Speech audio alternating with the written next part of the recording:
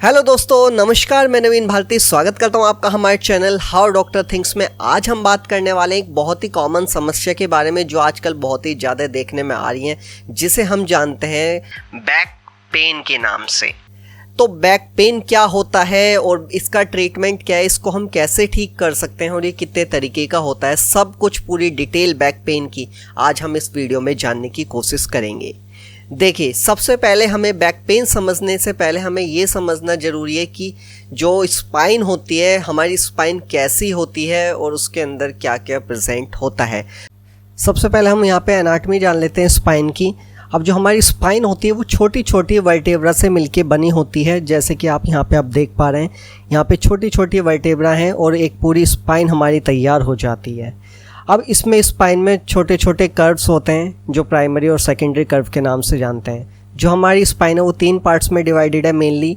पहली है cervical spine, दूसरी है थोरेसिक स्पाइन।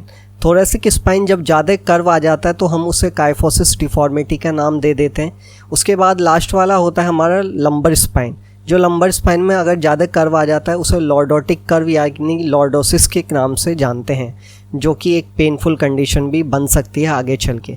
उसके बाद हम यहाँ पे समझने की कोशिश करते हैं जो हमारी L1 और L5 की जो वर्टेब्रा होती हैं, L1 और L5 से लेके वो जॉइंट होती है हमारी किससे, सैक्रम से।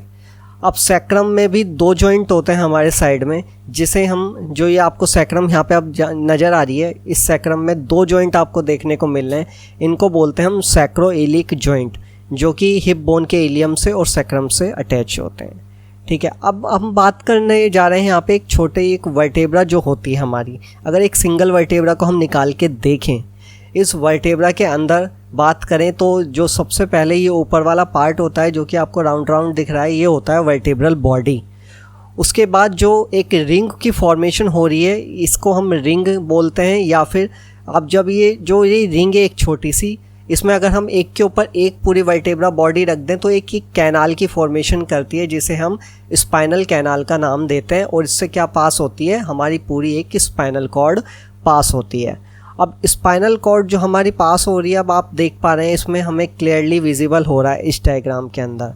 अब देखिए, जो स्पाइनल कॉर्ड होती है, स्पाइनल कॉर्ड से छोटी छोटी नर्व्स रूट्स निकलती हैं पूरी, और हमारी वो पूरी बॉडी में डिस्ट्रीब्यूट करती हैं। अब ये जो लंबर में रीजन में जो रूट्स होते हैं, इसे हम लंबर नर्व रूट के नाम से जानते हैं, जैसे कि आप डायग्राम में यहाँ पे देख पा रहे हैं, क्लियरली विजिबल हो रही हैं।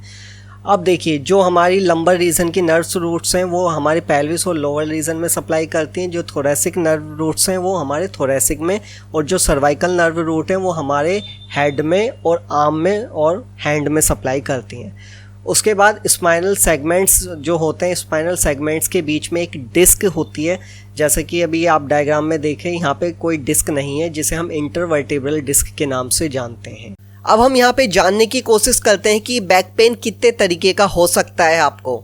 आजकल के समय में लो बैक पेन की समस्या बहुत ही कॉमन बन चुकी है, और आज के टाइम में बहुत सारे लोग लो बैक पेन से सफ़र करते हैं अलग अलग रीजंस की वजह से।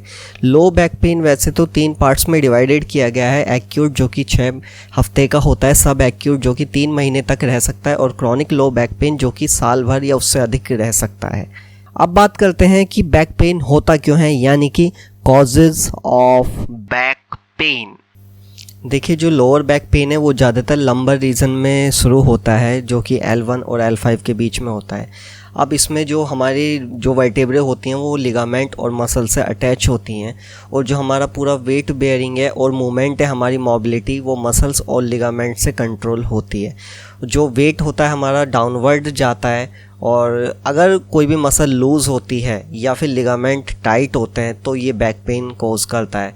और कभी कभी ऐसा भी होता है कि ज़्यादा वेट बेयरिंग की वजह से हमारी जो इंटरवर्टेब्रल डिस्क है वो आपकी कंप्रेस हो जाती है, जिसकी वजह से आपका वर्टेब्रल हर्निएशन हो सकता है। जो न्यूक्लियस परपोलस है वो क्या होता है, वो बाहर आ जाता है वर्टेब्रे से और हमारी स्पाइनल रूट्स को अफेक्ट करता है, और जो कि एक बहुत बड़ा लोअर बैक पेन का एक कारण बनता है, जिस कंडीशन को हम प्रोलैप्स इंटरवर्टेब्रल डिस्क के नाम से जानते हैं। देखिए, इसके कोई भी एक स्पेसिफिक रीज़न नहीं होता। बैक पेन के बहुत सारे कारण हो सकते हैं। यदि किसी को कोई इंजरी हुई है, किसी को चोट लगी है, तो उसको बैक पेन की समस्या हो सकती है, जैसे कि फ्रैक्चर के केसेस में देखा गया है। इसके अलावा यदि किसी को कोई भी डिजेनरेटिव बीमारी है, यानी कि कहने का मतलब है जिसको आर्थराइटिस की समस्या है, उसको भी बैक पेन की समस्या देखी जा सकती है। इसके अलावा एक कंडीशन होती है स्पॉन्डिलोलिस्थेसिस, जो कि एक डिस्क स्लिप की समस्या होती है। इसमें क्या होता है, आपकी एक वर्टेब्रा दूसरी वर्टेब्रा के ऊपर खिसक जाती है, यानी कि स्लिप हो जाती है, जिसके अंदर बहुत ज़्यादा पेन हो सकता है। इसके अलावा यदि किसी में विटामिन डी की डिफिशियंसी है तो ऐसे लोगों को भी बैक पेन की समस्या आज के टाइम में हो सकती है। इसके अलावा यदि कोई खान पान ठीक से नहीं कर रहा है, जिसकी डाइट की समस्या डेवलप हो रही है, तो उसको भी क्या होगा, न्यूट्रिशन नहीं मिलेगा और बैक पेन की समस्या डेवलप हो सकती है। इसके अलावा एक कंडीशन की अभी हमने बात करी थी, PIVD यानी कि प्रोलैप्स इंटरवर्टेब्रल डिस्क। इसके अंदर भी क्या होता है, जो स्पाइनल स्टेनोसिस डेवलप हो जाता है। स्पाइनल स्टेनोसिस होता क्या है, जो आपकी वर्टेब्रा प्रोट्रूड हो जाती है बाहर की तरफ, इससे स्पाइनल नर्व्स क्या होती हैं, दब जाती हैं, जैसा कि अभी हमने थोड़ी देर पहले दिखाया था, जिसकी वजह से आपको पेन की समस्या देखने को मिलती है लोअर रीजन में। और ख़ासकर जो पेन होता है वो आजकल के टाइम में आपके थोरेसिक रीजन में और लंबर रीजन में ज़्यादा देखने को मिलता है, क्योंकि इसका एक और कारण हो सकता है लोअर बैक पेन का, जो कि होता है बैड पोस्चर की वजह से।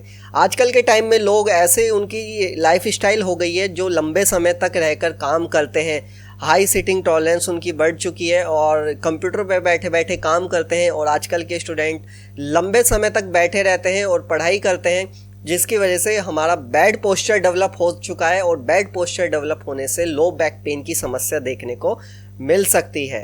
अब बात करते हैं इसके साइन एंड सिम्टम्स क्या हो सकते हैं बैक पेन के। देखिए, सबसे पहले तो आपको पेन होगा आपके लंबर रीजन में ज़्यादातर, जो कि कॉमन हो चुका है आज के टाइम में, या फिर टिंगलिंग सेंसेशन होगी पैरों के अंदर, फीट के अंदर, मतलब कि सुइयाँ सी चुभेंगी पैरों के अंदर और नमनेस हो जाएगी पैरों के अंदर। और क्या होगा, आपके पैर सुन पड़ने स्टार्ट हो जाएंगे, ठीक है।